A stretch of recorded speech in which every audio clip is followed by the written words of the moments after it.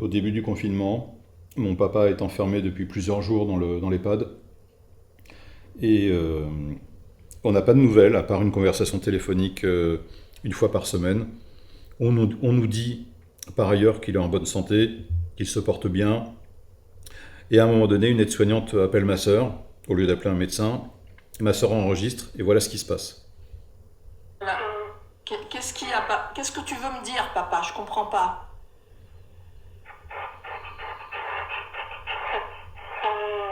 Calmez-vous, prenez votre temps. On a tout le temps, papa. Qu'est-ce qui se passe?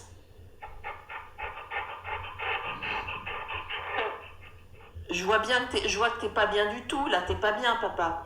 Il faut te reprendre. De parler, mais bon, Oui, ouais, il est fatigué. oui, je vois vraiment qu'il est pas bien. Là, je vais quand même, je vais parler je vais demander.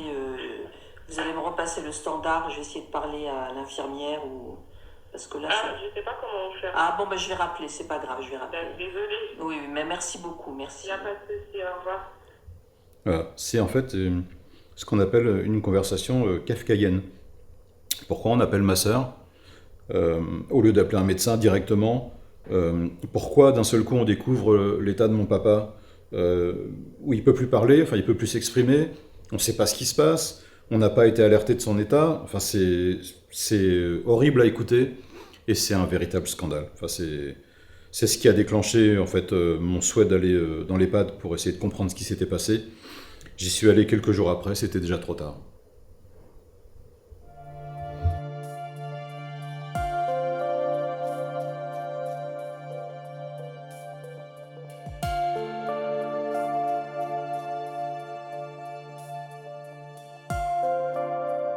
Le fait de mettre un de ses parents dans un EHPAD, c'est qu'on a essayé des tas d'autres solutions. Donc on a essayé de laisser notre papa, après le décès de notre maman, dans son appartement. On a réussi à le maintenir plusieurs mois avec des aides, avec des assistances. Et au bout d'un moment, on a choisi donc la solution de l'EHPAD. Nous avons visité une vingtaine d'établissements en région parisienne. Nous avons visité beaucoup d'établissements mal tenus, beaucoup de mouroirs, ce qui nous a fait vraiment hésiter jusqu'à ce qu'on tombe sur un hôtel 5 étoiles, donc un EHPAD tenu par Orpea, au Lilas, qui avait l'air vraiment bien tenu, avec du personnel bien habillé, aimable, avec des couloirs nets, impeccables, avec un réfectoire de très très belle qualité. Il y avait des médecins qui étaient là, des kinésithérapeutes qui étaient là, beaucoup d'aides-soignantes qui étaient là. On a donc décidé de le mettre dans cet EHPAD. On a fait venir aussi du personnel en plus de l'EHPAD pour qu'on puisse le sortir, pour qu'on puisse lui faire participer à des activités, pour qu'il se sente moins isolé. Et donc ça a marché pendant plusieurs mois, jusqu'à ce que l'EHPAD nous dise clairement qu'il n'arrivait pas à faire face, qu'il n'arrivait pas à s'occuper de lui, et qu'il nous conseillait de le placer en unité protégée. C'est un étage qui est réservé en général aux Alzheimer, aux gens qui ont d'énormes problèmes de désorientation et des problèmes cognitifs. Alors mon père avait des problèmes cognitifs, ce n'était pas de l'Alzheimer, mais effectivement il avait des symptômes qui pouvaient y laisser croire. Donc on a accepté la proposition, et là ça a été la descente aux enfers. En fait, à partir de là, on nous avait vendu, entre guillemets, le fait qu'il y aurait plus de personnel, et il n'y avait quasiment que 2 infirmières pour l'ensemble de l'étage. On ne faisait pas attention à lui, on l'a laissé plusieurs fois de suite dans son lit du matin au soir, sans qu'il n'y ait d'activité, sans faire attention au fait qu'il ait mangé ou pas. On lui a servi des repas qu'il n'a pas touchés et qu'on lui a retirés. Il a eu plusieurs accidents, et je vais mettre accident encore entre guillemets parce qu'on ne sait pas ce qui s'est passé à chaque fois.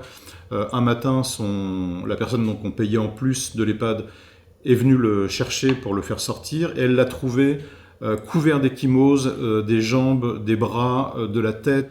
Malgré le fait qu'on ait râlé, qu'on ait fait des scandales, et qu'on se soit retrouvé plusieurs fois de suite face à un tribunal, parce qu'Orpea, quand Orpea vous reçoit, c'est un tribunal, c'est la directrice, c'est des médecins, c'est la psychiatre, c'est le kinésithérapeute, c'est les aides-soignantes, et vous vous retrouvez face à ces gens-là qui vous disent « Nous ne comprenons pas ce qui s'est passé, mais ne vous inquiétez pas, on va remédier à la situation et ça va aller beaucoup mieux. » On a râlé et on nous a fait comprendre que si on continuait à faire un scandale, notre papa allait être mis dehors. Et donc ça, vous réfléchissez en fait à 2 fois. Donc on a choisi, tout en restant très vigilant, de le laisser dans cet EHPAD. Et là, ça a été une suite de maltraitance, une suite de négligence. Mon papa était très souvent retrouvé pas coiffé, les ongles pas coupés, les ongles cassés et pas coupés. On l'a retrouvé plusieurs fois de suite dans sa crasse, c'est-à-dire dans des vêtements sales qui n'avaient pas été changés depuis plus d'une semaine, qu'on l'a retrouvé plusieurs fois dans ses excréments, ce qui est parfaitement scandaleux, quoi.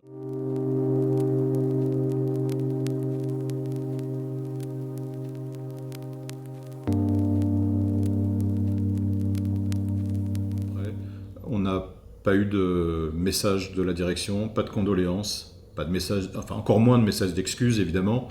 On n'a jamais su exactement ce qui lui est arrivé, on n'a jamais récupéré le dossier médical. On nous a rendu ses affaires dans des sacs poubelles bien longtemps après son décès, dans le fin fond d'un parking, comme si ses affaires, plusieurs jours après son décès, étaient encore contaminées. Il nous manque toujours un tableau que ma maman avait fait cadeau à mon papa, qu'on nous a jamais rendu. Enfin, voilà, on s'est senti humilié.